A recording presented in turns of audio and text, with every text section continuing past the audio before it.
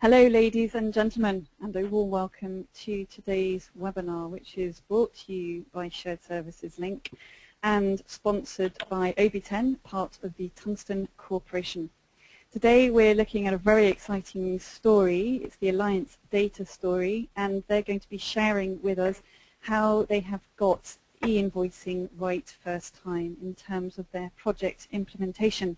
So we have a very exciting panelists lineup for you today. So my name is Susie West and I am your host. I'm the founder and CEO at Shared Services Link, and I'm very pleased that from Alliance Data we have Todd Holcomb, who's Senior Director Strategic Procurement and Payment Solutions, and he's being joined by his colleague Yolanda, who's Manager Corporate Accounts Payable. Joining them, we also have Ruud van Hilton, who's the Senior Vice President Sales from OB10, part of Tungsten Corporation. So, of course, as always, you have a vital role to play in the next 60 minutes and what you get from it. So that is to make sure that you use this opportunity to put your questions to our experts, and if you can put those through to me and send those to me, submit them in the box which I've highlighted here in the red box. Post those through to me and I will put those to our panelists in the last 10 minutes of this webinar.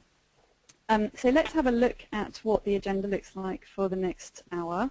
I'm going to be touching very briefly on context and really handing over to our guest panelists to really get into the subject matter.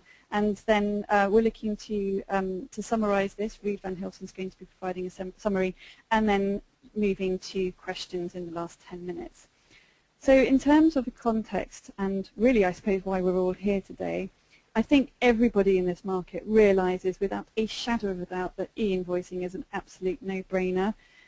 It's not really a question of why do it. It's clear as to large organizations, and especially those organizations with shared services, that they should be doing it. It's more of a question of how do you get it done, and how do you get it done cleanly and effectively, and in a way that is most successful for your organization. So I'm delighted that this webinar is really getting into the detail as to what needs to be done from an organizational perspective, a technical perspective and functionality perspective, and really, really critically from a communications perspective. So with all that in mind, I'd like to actually just release our first poll question for the day. We've got 3 poll questions coming up throughout the course of the next 60 minutes. So let's just start with our first poll question, and this really will just give us a reading as to who is on this webinar today. So let's find out how many invoices you process annually. How many accounts payable invoices do you process on an annual basis? And this is all your invoice types, please, paper and electronic. Is it less than 50,000 invoices per annum? Between 50 and 150,000 invoices per annum? Between 150 and 300,000 invoices per annum, or more than 300,000 invoices per annum? We do like to get response rate up past to, I should say at the very least, 70%. So if you haven't already clicked the box most appropriate to your own accounts payable situation, please do so, and I'll be closing the poll in 3, 2, 1. I'm very pleased to say we were bang on 70% there, so thank you very much. As we always do, I will be sharing the results with you for each of these 3 poll questions, so it's quite interesting for your benchmarking purposes. You can see here that just shy of 40% of you have actually processed more than 300,000 invoices per annum. At the other end of the scale, 35% of you process less than 50,000 invoices per annum. So interesting results. Now I'd like to introduce our first guest speaker, that's Ruud van Hilton. Over to you, please, Ruud. Thank you very much, Susie, and also from here at OB10, a warm welcome to everybody on the webinar today. There was an interesting result from the poll question just now, and as Susie said, it begs the question that e-invoicing, as Susie said, you would all agree, is an absolute no-brainer, and doing it actually pays off. It is gaining strong momentum at the moment. Many people are talking about e-invoicing. Invoice providers are very, very busy, And that is because a large number of invoices today are still processed on paper. And coming with that are all the issues and all the pain and the cost that paper brings about. And people are starting to realize that moving to e-invoicing, it could help them save an enormous amount of money. Within our own customer base, we hear savings percentages of between 60 to 80% of savings of electronic invoices versus paper. So it definitely is much cheaper, and companies are starting to realize that that's the move they need to make. Also, there are actually quite a number of very good examples out there, and one of them is what the story you'll be hearing today of companies who've really cracked it, who started doing electronic invoicing and who have realized very substantial savings and deeper value got unlocked by moving to digital. So those savings and that deeper value comes in terms of cost savings, of course, and we'll talk about that, but also working capital optimizations, the ability to drive deeper compliance with regards, for instance, to purchase orders, and the ability to scale to higher volumes without really having to grow your shared service center or your AP footprint. At the same time, e-invoicing speed of adoption is actually accelerated by governments mandating the use of electronic invoices by their businesses, or at the very least in order to be able to do business with the government itself. You see some examples on the slide. Mexico, Brazil, Turkey, and Italy are to an extent or fully mandating e-invoicing for two main reasons. One is to accelerate and to facilitate doing business, B2B business, trade between businesses in their country, but also, of course, to have a much better visibility of the taxes that the companies need to be paying to the government, and to make it easier for everybody to work with the government itself. As I said earlier, there is a very strong promise of benefit from e-invoicing. The European Commission has calculated not too long ago that businesses in Europe could save over 280 billion euros by moving to electronic invoicing. And at the same time, we get numbers from the federal government that they're saving $450 million dollars a year by moving to electronic. So there's definitely a very strong promise of value there. Is it just about cost avoidance? Is it just about being able to operate at much lower cost? Not quite. It is the first step. So if you look at the journey to value, the first step really is to remove the paper from the process. That's almost a mandate if you want to get to the value that you could get from moving to a much more efficient accounts payable and shared service center. So the very first thing that everybody really needs to do in order to get there is to replace the mailroom and the data entry functions sorry, that you may have in your organization. Having the data electronic, you will first see that the data quality is much better versus the paper invoice. And that is because as an e-invoicing provider, you can drive behavior from suppliers. You can ensure that suppliers provide better data and also give you a lot more data, but also at the same time, you can improve the data, and that's something that's a responsibility of the e-invoicing provider. By having that data available and by being able to pre-match invoices against purchase orders, for instance, you get it first time right much more often, which is also what the story is today. So you'll be able to get to much higher straight-through processing numbers, speeding up the entire end-to-end cycle of your accounts payable.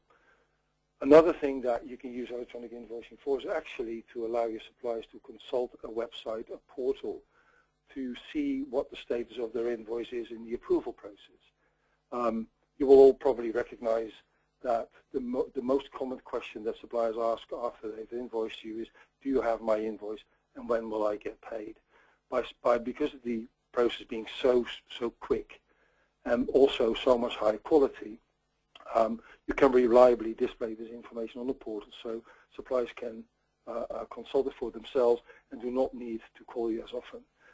Is this the end stage? No, not really. There's another level of value that you can uncover, which relies on the availability of very deep line-level data that can be analyzed for instance, spend variance or contract adherence or procurement performance. But also, yet again, because of the speed of the process and the data quality, approvals of invoices are going to happen much more quickly, which allows you or your suppliers now to enjoy the benefits of supply chain financing and early payment options. So there's definitely a long journey to value that starts with removing the paper, but actually ends with a much quicker payment cycle and benefits of both ends of the supply chain. And actually, many customers of OB10 do this right. As we said earlier, and Susie said it in her introduction, it is not just about the technology, but it's about how you do it. It's about getting it right. And many companies are today realizing these benefits. And also, as you can see, electronic invoice is not per se a vertical solution. It's much more a horizontal environment. It's about the business drivers you have and the sense of urgency you have to do something about the level of paper invoices that you have today. Now, before I give the floor to our two heroes of today, or Todd and Yolanda from Alliance Data, I pass back to Susie for another poll question. That's great. Many thanks indeed, Ruud. So coming up on your screen, we'd like to find out, please, how you are processing your invoices today, and perhaps if you can just tease out the top 2 or 3 kind of main ways that you're processing your accounts payable invoices today. Is it mainly via paper? Is it mainly scanning or OCR? Is it mainly EDI? Is it mainly e-invoicing, or is it mainly through emailed PDFs?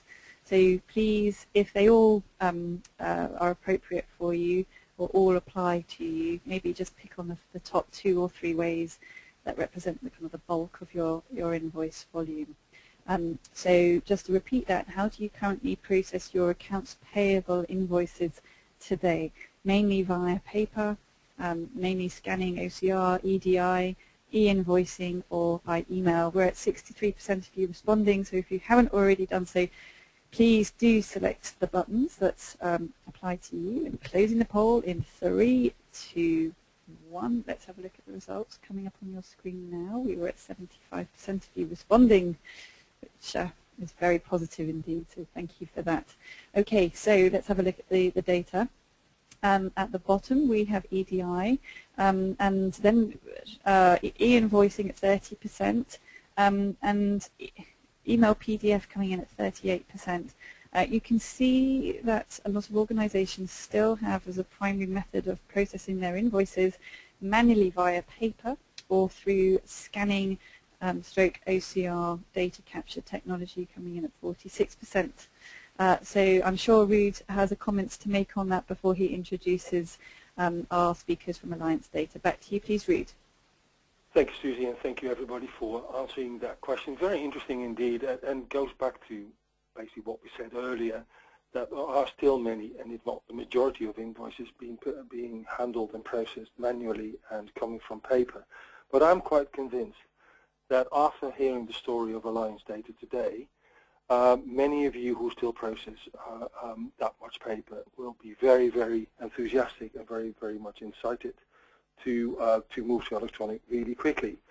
So without much further ado, I'd like to introduce you to our two heroes of today. Todd Holcomb, he's the Senior Director, Strategic Procurement and Payment Solutions of Alliance Data. Yolanda Quevedo, Manager, Corporate Accounts Payable, with a phenomenal story about what it means to your company if you move to electronic invoices. Todd and Yolanda, over to you, please. Thank you, Ruud, and appreciate the kind comments. And of course, we are excited to be on the webinar today, sharing the Alliance Data story. And of course, our story, it's all about getting e-invoice right the first time. So when we're walking through our story, we're going to definitely be going over our as-was, where we were at the time when we looked at an e-invoice strategy, to where we are today, sharing you metrics and also sharing you the lessons learned associated with rolling out an electronic invoicing program. So with that said, my key responsibilities for Alliance Data, I oversee the source to settle process. It's a shared services methodology focusing on governance, framework, technology, and processing. As Ruud mentioned, Yolanda Quevedo, who manages our accounts payable, she oversees daily operations for accounts payable, our global purchasing card program, and PO resolution. And our accounts payable priorities for 2014, it's really three focus. And really we look at it as electronic invoicing is driving a lot of what we do on the front end process and the back end process. And then you'll see our last priority for this year, it's opening up to what Ruud talked about in some value creation, and happy to explain what we're doing from more of a strategic or a strategy perspective. But our first priority is always going to be electronic invoicing. That's our stable for Alliance Data. Our focus is definitely straight through processing. And the key that I'm always looking for when we're managing this program is visibility. Visibility is key to ensuring that we're processing our payables in a timely manner. And we also want to make sure that we're driving it based on metrics. So we're very heavy with metrics on reporting as to where we were and to where we are today, because it really identifies what we do well, and it also identifies the opportunities for us to improve upon. Electronic invoicing, as far as with the focus of straight-through processing, or what I call getting it right the first time, it really opens doors on the back end of accounts payable as well, and that's on the payment of our invoices or our vouchers. And so what we're seeing and what we're constantly focused on is increasing electronic payment while decreasing the paper payment process. And electronic invoicing is opening up new doors from a communication standpoint that promotes electronic payment. And then lastly, on the value creation front, is really what we're evolving to from a company standpoint or an organization standpoint is more on a strategic nature versus transactional or tactical nature. So we're really, for the first time, really deploying cash management strategy by partnering with Treasury on really looking at the cost of capital of holding on to the cash and pay within the agreed upon payment terms versus discounting, paying at a discount rate through a dynamic discounting program. So we're really sharpening our saw in the area of one, ensuring that we pay with, we promote paying on the agreed upon payment terms, and then if a supplier is needing cash, then we have a cash management strategy for them to accept discounts and accept the money on an early payment basis. When you look at Alliance Data, we're really three businesses with one focus. So we are a leading global provider of data-driven marketing and loyalty solutions. Our total enterprise value is estimated at $19 billion US. Our revenue for 2013 was $4.3 billion, and associates around 12,000 associates. We have three lines of businesses: Loyalty One, which is our coalition and standalone loyalty program. Epsilon is our multi-channel marketing services, including database, data, digital marketing, and agency services. And Alliance Data Retail Services is our integrated credit and marketing solutions. When you look at the three lines of businesses, each business on its own is a Fortune 1000 company. Our business model for Alliance Data is a very decentralized business model where Alliance Data Corporate is treated similar to a holding company standpoint, and the lines of businesses have autonomy to drive their businesses forward. When you look at, based on that business model, we do operate a shared services organization. So when you look at our shared services organization, we are based in Plano, Texas. We have a small global presence with 35 full-time employees. We focus on procure-to-pay systems and analytics, contracts management, corporate travel, procurement governance and framework, management of global procurement card program, and lastly, invoice processing and exception handling. Our 2013 volume was 237,000 payables that we manage. Our technology that we use, we leverage PeopleSoft ERP, Concur, Expense, and Invoice We leverage invoice for our non-PO workflow. We partner with OB10 for electronic invoicing in IDC, which is invoice data capture. And we leverage an Oracle product called OBIEE for our spend analytics tool. You can see to the right, our key office locations are noted below with corporate headquarters in Plano, Texas. We do run a center-led support model. So when you look at our shared services organization as it compares to the lines of businesses, it's a constant collaborative relationship between our shared services group and the lines of businesses. When you look at what we want to focus on, we're always constantly striving for better visibility into invoice and spend information. When you look to the left of that, the lines of businesses are constantly wanting to understand the invoice visibility to manage their business. They want easy access into their payables, and visibility is the key. From a shared services, we want to enhance the ability to influence LOB purchasing behavior, while the lines of businesses want the autonomy to make purchase decisions. And then also, from a timely payment of suppliers, we want to ensure that we're paying our suppliers on the agreed upon contractual payment terms. And the lines of businesses are wanting that timely visibility into expenditures and liabilities. So in this center-led model, there is this collaboration, it's almost my role is a sales role on influencing and enabling. So I'm constantly building partnerships within the lines of businesses to ensure that we're enabling them to do their jobs effectively. Also, we want to influence them on strong operation behavior on how they manage their source-to-settle process. And of course, to the left, we always recognize the lines of businesses are our customer, and they are the ultimate decision maker. So it's important to build strong relationships within the Alliance Data family. As you look back to our as-was processes, we really went down this journey. The Alliance Data story really started in 2010, where we really did an assessment of our as-was and what our processing looked like. And back in 2010, you can see, based on the metrics, that our cost per invoice was $20 per invoice. Our invoices per FTE was 4.7 thousand, and then our manual invoices were around 76% over total payables. And then electronic payments was a low 39%.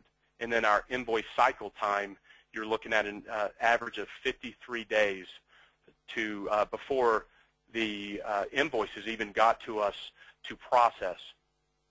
Lastly, our discounts taking was around 76%.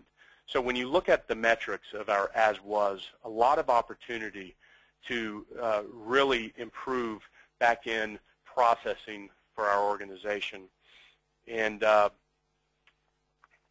far as our goal, of course we want to be best in class. We want to try to reach that #1 status. So we had a metric of what our target is. And so, of course, when we were setting out on this journey, we were looking at a metric of we wanted a cost per invoice of $8. We wanted to drive FTE invoices as far as per FTE transaction to 20,000 invoices. We wanted to reduce our manual invoices by 30%. We wanted to increase our electronic payments to 80%. And, of course, reducing our invoice cycle time from an average 53 days to 15 days, and we wanted to increase our discounts taken to 95%. So how do we reach that goal? We really focus on 3 key areas, and based on this slide, we focused on people, we focused on our overall process, and of course we focused on technology. How are we going to get there? So when we looked at the solution, and our overall goal was we felt like as far as if we could strive to become a paperless organization and reduce the paper out of our processing time, we could really drive and influence change across the enterprise. So our goal was bringing on an electronic invoicing program.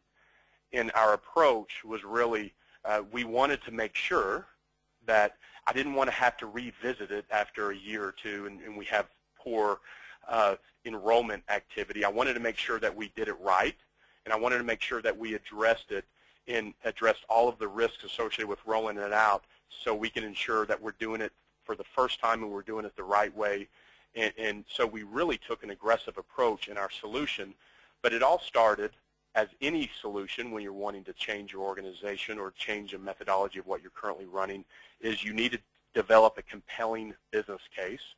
So really how we did that is we did a current state assessment versus a future state assessment, and we identified where the gaps were. So it was really a collaborative assessment where we worked closely with the lines of businesses, the finance and accounting teams, to really drive what their key requirements are and where were the issues and gaps. So we always looked at it from, we aren't designing a solution based on what I want, but we designed a solution based on the requirements that our internal clients and our internal customers needed. So based on that, we developed that assessment. So from there, we saw a couple of opportunities in the process area as well as the technology front. And we were doing a lot of duplication of effort. So we addressed the process area by mitigating and reducing some of that duplicative effort. And the technology, of course, why I'm here today, of course, partnering with the technology provider to drive change. In order, once we developed the business case, it was important for us to get the C-level buy-in at corporate as well as lines of businesses. So since we are decentralized, it was important to get not just corporate's buy-in, but as well as the lines of businesses buy-in at the C-level. It was also important to build strong partnerships with line of business finance groups and accounting groups, because without them, based on our model of streamlining the invoicing and streamlining the coding, reducing the back-end accruals and all of that, it was very important that we partnered with finance to help drive change at the lines of businesses. And without that partnership, we would not have had as a successful campaign as we have today. And as I mentioned, established a strategic technology partner that, one, I've mentioned visibility that can help provide front-end visibility, that can help reduce our paper footprint, that can establish invoice consistency, improve invoice cycle times, and pay within terms. So it was important for us to establish not just a supplier relationship, but really a partner that can help drive change across the enterprise. And so that was very important for us. And so when we were looking at the technology partner, we kind of broke it down at a very high level, very simplistic perspective. The key was straight-through processing was our goal, but we focused on front-end, we focused on back-end processing, as well as can this partner help us get to more of this strategic thinking or partnering with new technology like dynamic discounting or supply chain financing. Can this partner get us to where we wanted to go from a strategy standpoint? And so that's how we evaluated the suppliers that can provide us this technology. And last but not least, change management. So when you're going through a change like this, change management is critical in ensuring that you're rolling this out effectively, and not just internal change management, but external change management as well. And it's all about how the messaging, how you message with your suppliers and how you message with your internal stakeholders that can drive change. So why OB10? Really, I would encourage, if you're looking for an e-invoice provider, the more aggressive you are in your campaign, the more successful you will become with rolling out an electronic invoice initiative.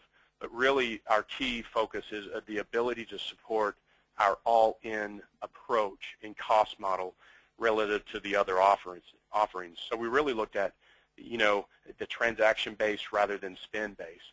So we wanted to see which technology providers were out there that could assist us with this all-in.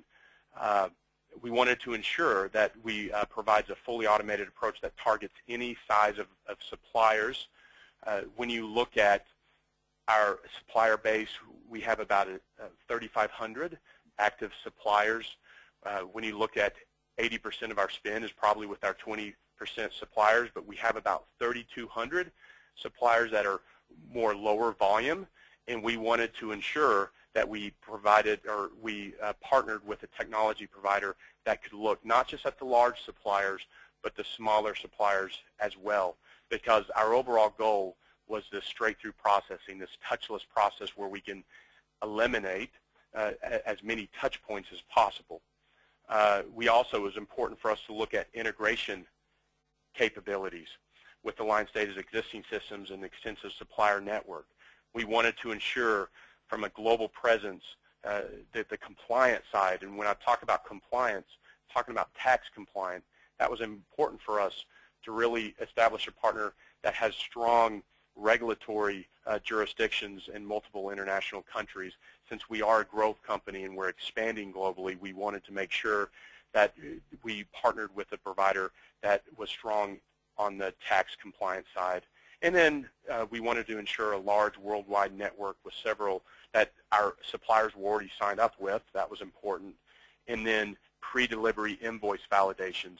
If you can automate as much validations on the front end, that helps reduce a lot of the back-end transactions, so it improves your overall time to approve and pay an invoice. As far as the service offerings that we have partnered with OB10, we are leveraging OB10 for electronic invoicing, a supplier portal, PO services, which includes PO Convert, which has been a very strong win for us from that standpoint, invoice status service, invoice data capture, and I'm happy to say, based on our overall strategy of value creation, we are partnering with OB10 as our express payments provider, which is a dynamic discounting offering, which we're set to go live, matter of fact, in March, April timeframe. With that said, I'll pass this over to Yolanda Quevedo, who will go over our overall e-invoice program and walk you through some of our metrics. Yolanda? Hi, everyone. Thank you for having me. I will share with you what it takes to get an invoicing right first time. Managing a successful invoicing program takes resources, takes time, and ongoing effort. In our case, we decided to bring in a program coordinator to manage the day-to-day OB10 tool and to work closely with our account manager on the OB10 side. We receive weekly reports from OB10 with the status of existing campaigns so that we can keep track of our progress. We have update weekly meetings with our OB10 account manager where we review and address any pending issues related to supplier campaigns, the tool functionality, communication, etc. We also communicate weekly with our suppliers in ready-to-transact status to provide them with guidance with submitting invoices through OB10 so that we can move their accounts from RTT or ready-to-transact into live status. We hold bi-weekly meetings with our business units, account payable coordinators, and this is through our company, to address return-to-buyer notifications. These are suppliers who have been non-responsive to the campaigns and OB10 communications, and in these cases, sometimes we engage the relationship owners to get the suppliers moving forward. Again, the goal is to get the suppliers enrolled and ready to transact, and from then to move them into a live status. We also monitor OB10 compliance through our in-house support desk and helpline, and our OB10 coordinator answers suppliers' questions and concerns and provides ongoing training and education, not only to suppliers, but also to our end users in the different lines of businesses and business units that we have. We perform daily reconciliations among all of our systems, being OB10, Concur, our non-PO invoice workflow tool, and PeopleSoft, our financial system, to ensure that all systems are in sync and to resolve any discrepancies or exceptions in a timely manner.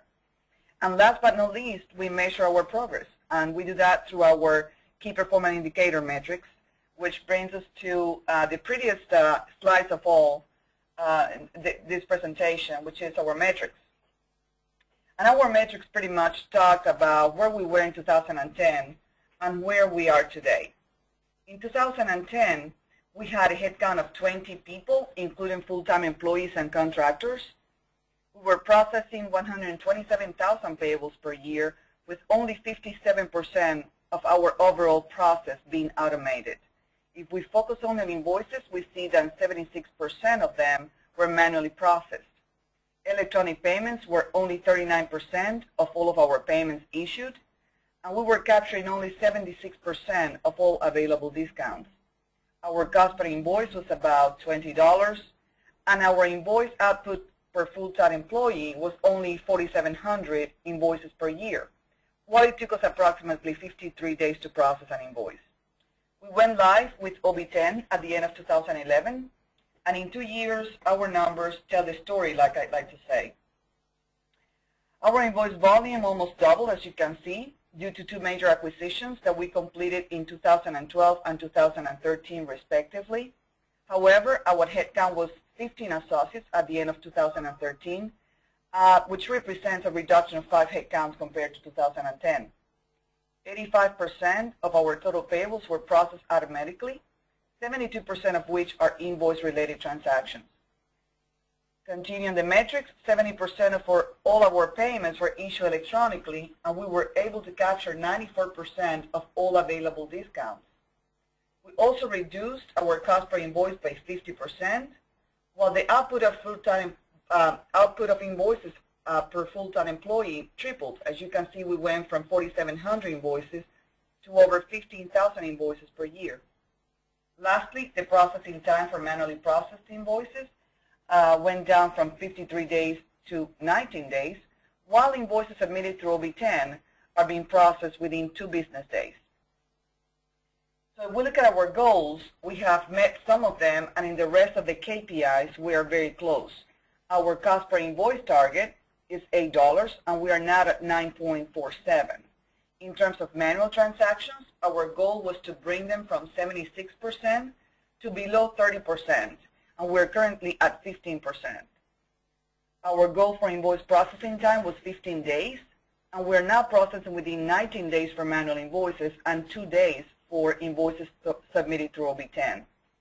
And our discounts taken target was 95%, and we were at 94% at the end of 2013. I am happy to share with you that in the month of February of this year, we were able to capture 99.5% of all available discounts. Electronic payments were tracking nicely. Our goal is to achieve 80%. We're currently at 70% overall, and we believe that we will be able to achieve our goal of 80% this year with the recent rollout of electronic payments to Canadian suppliers. When we talk about business results achieved today, again, 9.72 reduction in cost per invoice, 23% improvement in annual accounts payable operating cost. We have had a 64% reduction in invoice processing cycle time, and a 75% improvement in discounts lost, resulting in savings of more than $100,000 in 2013. Again, compared to our goals, we have made tremendous progress in our transformation journey. Our goals were very aggressive in terms of going from the lowest level of performance for a company of our size to a best-in-class shared services organization. We are not 100% there yet, but we are very close. We have improved the quality and level of service to our business unit and internal customers and suppliers, and we have become more strategic team in nature, taking over additional responsibilities and performing more value-added activities for the company. Our team has expanded their skills and expertise, and we're now working on continuous process improvement, which is a key focus to top-performing companies. And all of this has been a result of a lot of work, a lot of effort, and pretty much getting invoicing right first time. Implementing invoicing through OB10 has really allowed us to build these strong metrics and to customize our process around our invoicing strategy to the point where we now can focus on more value-added activities and expand our influence in the company. So with that being said, I turn this over to the next speaker. Thank you, Yolanda. Lessons learned. So, of course, I wish I could say it's always perfect when you're rolling out a new initiative such as electronic invoicing, but we have learned a lot through our journey, as well as we're constantly learning more opportunities to improve while we continue to expand our overall goal in electronic invoicing. But the goal here is, if we're looking at electronic invoicing and we're looking at getting it right the first time, some of the key takeaways for us is it was important for us to really listen to our internal stakeholders, and that would be the lines of businesses, and really making sure that we aren't just implementing for the sake of implementing, but we're improving the process first, and we're implementing based on the process that the lines of businesses, our stakeholders, are really needing to drive their business forward. It's important to manage expectations. So high conversion rates, it takes time, and that was something that I really needed to learn, because the expectation level initially was I wanted it done immediately, and so managing expectations with yourself, your team, and your stakeholders is important. I would also encourage focusing on all-in suppliers and scale back if needed.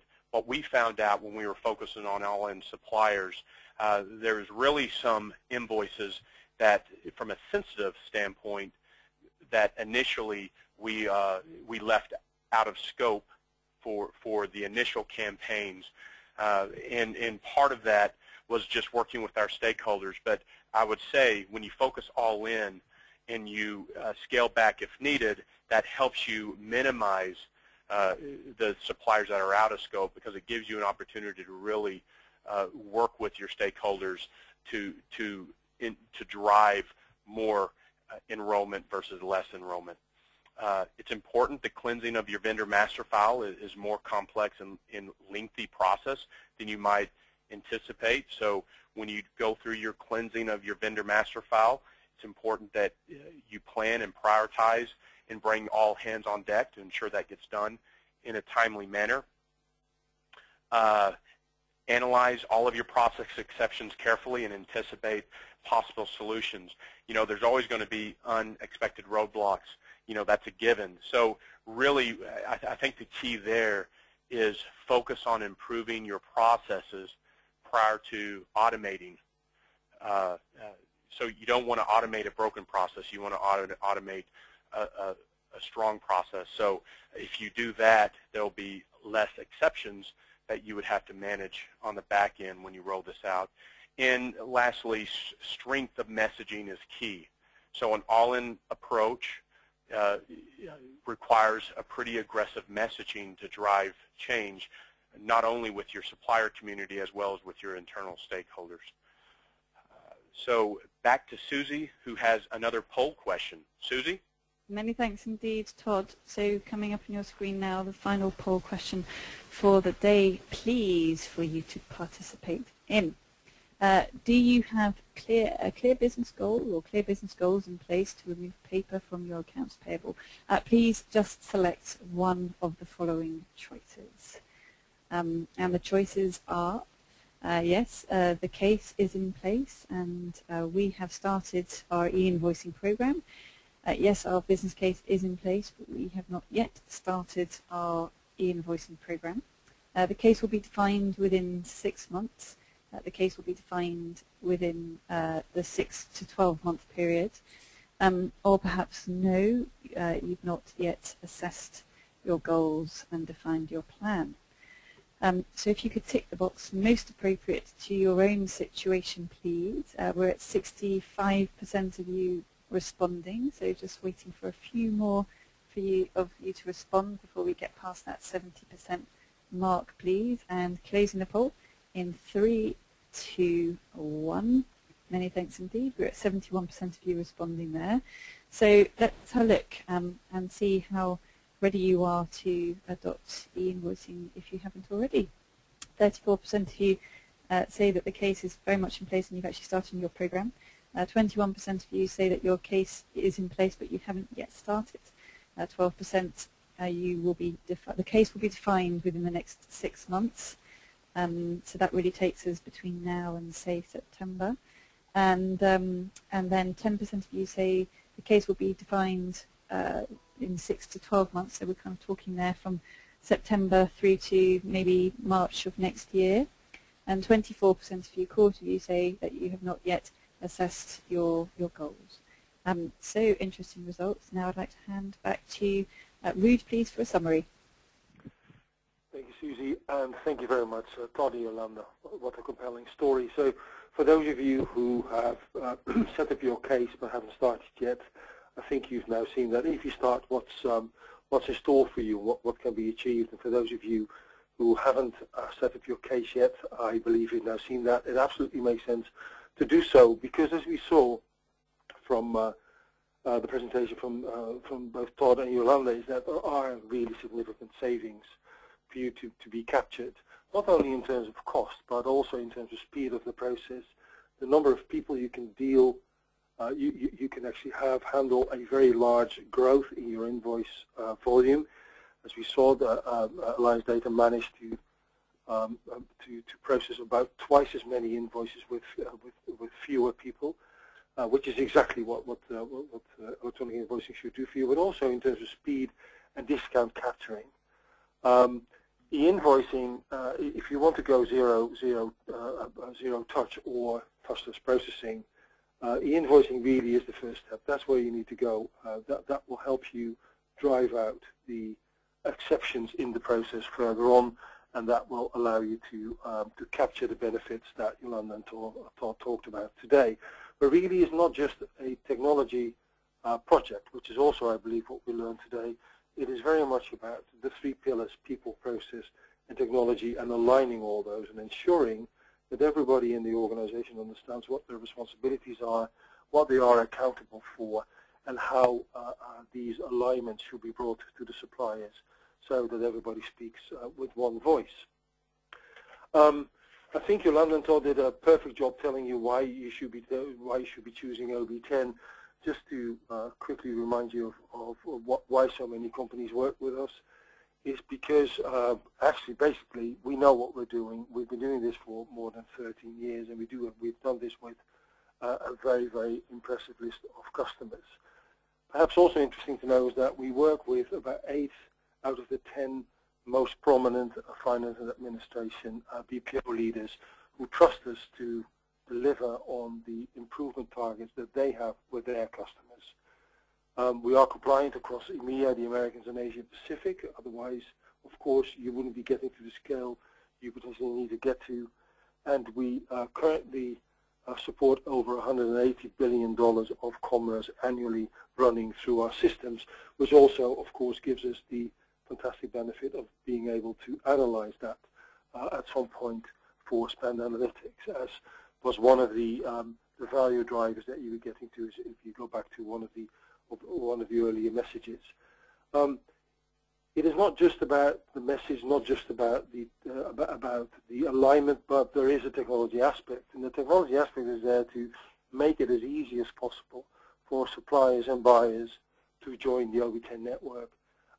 We really shouldn't put anything in the place of the supplier to cause hurdles for suppliers to join, which means that they connect once and can connect to for any buyer on the OB10 network.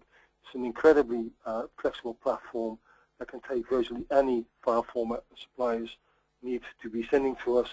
And also, of course, we've been integrating for as long as 13 years with pretty much any ERP under the sun. And I haven't come across any ERP we haven't been able to integrate with.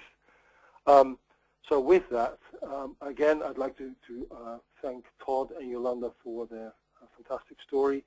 And I'm passing back to Susie for her final words. Over to you, Susie. Many thanks indeed to Todd, Yolanda, and Ruud. We have many questions, so let's get going with some questions. So a question for you, please, Todd and Yolanda. Does Alliance Data use OB10 for other geographies outside North America? Yes, and Yolanda, would you like to take that question? Sure, yes. We use OB10 for all of our transactions in North America, Canada, and we began the rollout for our EMEA region. So we have suppliers in the UK transacting through OB10 for Alliance data. We are planning to expand that this year to include suppliers located in Germany and France, and then from that we are planning to take a look at our suppliers in the Asia-Pacific region and begin the rollout process there too. Thank you, Yolanda. Todd and Yolanda, you referenced a small supplier in your presentation. Could you define how many invoices per annum a small supplier actually sends? Yes, a small supplier is a supplier that submits less than 12 invoices per year. So if a supplier is invoicing once a month or less, that is a small volume supplier. Again, what we measure is not so much the amount of the invoices, or the dollar amount, the value, but the volume, because that is what makes up the transaction. Okay, good. Thank you, Yolanda. And the question for Todd and Yolanda again. Obviously, there's quite a lot of the functionality and other services that you're using from OB10 and not just the e-invoicing service. Do you use the vendor query portal as well?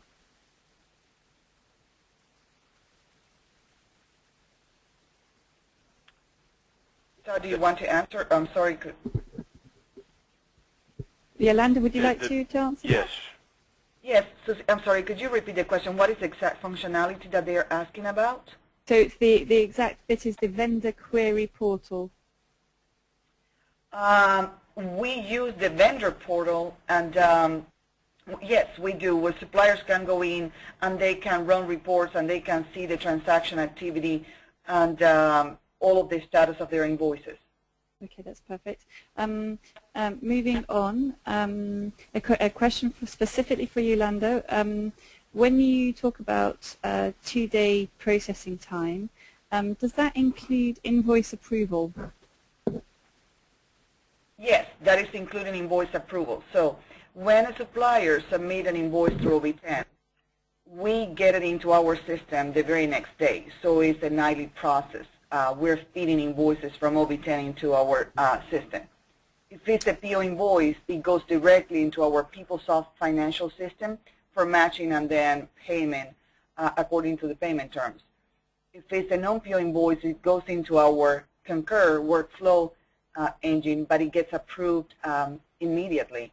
It routes directly to the line of business that is responsible for that invoice, and it really gets coded and approved within a day. So we are seeing the turnaround time for invoices submitted through OB10 being a 2 business day process, and they're ready for payment. Mm-hmm. Okay. Lots of questions coming through about how you're actually working with suppliers to onboard them. How easy are you finding it, and how are you countering any kind of objections from them? Maybe that question for Todd, please. Repeat that question one more time. I apologize, Susie. Sure, not at all. Lots of questions coming through regarding how you're actually onboarding your suppliers in terms of, are you coming across any, are you finding it a relatively straightforward process? Are there particular objections that you're coming across, and if so, how are you handling them? So we are now, since our process is mature, we are handling monthly campaigns based on all new suppliers that enroll. So how we're handling that is, from our contract standpoint, we have strong verbiage in our contracts stating e-invoicing is the preferred method of payment. And so when we enroll through the campaign, we follow OB10's recommended approach with our onboarding campaign letters, and we have a centralized help desk to address any questions, and we work closely with the lines of businesses if the suppliers are contacting them directly. So it's important that we're speaking a consistent message to our suppliers. So we do have accounts payable coordinators within each line of business that has a strong partnership with Yolanda's team, that when they're getting a question regarding e-invoicing when we're onboarding, if they're on the onboarding campaign, we are communicating a consistent approach. Okay, good. Thank you. So I think key message there is to follow the OB10 best practice guidelines. Yes. Question for you, please, Ruud. Could you briefly explain the tax compliance controls that exist within or around your product, especially for suppliers in the EU region? Good question. Thank you. Yes, unfortunately, we've managed in Europe to make things quite complex here. There are EU directives that every member state needs to adhere to, but maybe not surprisingly, most of the member states have invented a set of rules of their own. We obviously would want to get a rubber stamp from every government or every tax office around Europe, which is sometimes possible, not always. Therefore, we work together very closely with PricewaterhouseCoopers, who advise us about what we need to do in order to get compliant in the country and which rules we need to adhere to, how our system needs to behave, which fields we need to make available to suppliers for them to populate, and also to stay compliant because, as you probably realize, the rules change quite frequently. Sometimes the changes are very subtle and sometimes they are extremely large. And we get advised by PricewaterhouseCoopers well in advance about what we need to do in order to stay compliant. So those are the controls that we have in place. Also, we ensure that PricewaterhouseCoopers has a system walkthroughs of how our system behaves in total, and so they have a very clear view of what we need to do and advise us on that. Thank you very much. I think this is probably a question to Ruud again, if I may. How does pre-invoice validation actually work? Okay. It's driven by a very flexible rule set on the OB10 network. So, of course, all the rules and regulations that govern if an invoice is or invoice data is actually compliant is a black or white story. If the rule fails, we need to stop the process. We need to tell the supplier we can't process the invoice. When it comes to compliance with your, as a buyer, with your rules governing the receipt of invoices, you can tell us what you want us to validate on. And we could potentially validate on everything that we get from the supplier, so long as it's structured. But there obviously are rules that, or there are process givens in your own organization that dictate how you want to receive electronic, or which invoices you want to receive and which ones you don't, or which errors you want us to flag. So you tell us which rules we need to activate on the OB10 network, and you can do that by supplier type, or by country, or by legal entity, if those are, for instance, different. So, but these are rules that live on the OB10 system, and you as a buyer can tell us how they should behave and how they should work. Okay, good. I think we've got time for a couple more questions. One really following on from that, really, if you will, as a bit more of a deeper security question for you, Ruud. Does OB10 actually have access to Alliance Data's financial database, and if so, how is security ensured? No, we don't. We don't have access to databases inside the firewall of Alliance Data.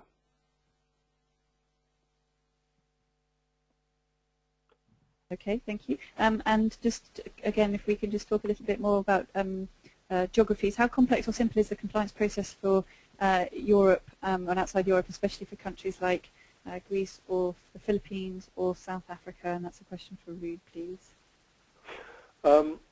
There are varying levels of complexities. Very often the complexities are driven by what the requirements are for a government to consider electronic invoicing. So those are the types of rules and complexities that you would find, for instance, in countries like Brazil or Mexico, or Turkey for that matter. If you look in Europe itself, I wouldn't say that some countries are more difficult than others, but I think some of them are more difficult than others, depending on what their governance structure is and which rules they impose on companies. I wouldn't think that, for instance, Greece is more difficult than Germany. They are both countries with their own rules. They have to abide by the EU directives, but at the same time they have imposed a number of specific rules that are very proprietary to their economic situation. So long as these rules are known and understood properly and are live on the OB10 system, the compliance can be guaranteed. Perfect. Thank you very much indeed, Ruud. If you would like to get in contact with Ruud, his contact details are on the screen available for you now. Many thanks indeed to Ruud and to Todd and Yolanda from Alliance Data. If I can just remind you that coming up over the next couple of months, we have our US Summit for Leaders in Finance and Procurement Shared Services taking place in Chicago. We are taking registrations for that now, and I'm very pleased that OB10 will be joining us at that event. And we have a whole raft of other exciting events taking place in Europe for you and your shared services team. And similarly, please make a note of the webinar that we've got next Monday, which is looking at global process ownership and what it is and how it works. And also our webinar taking place in April, which is looking at how to achieve balance sheet integrity. For the time being, good luck in all your shared services ventures, and we look forward to welcoming you next time. Goodbye.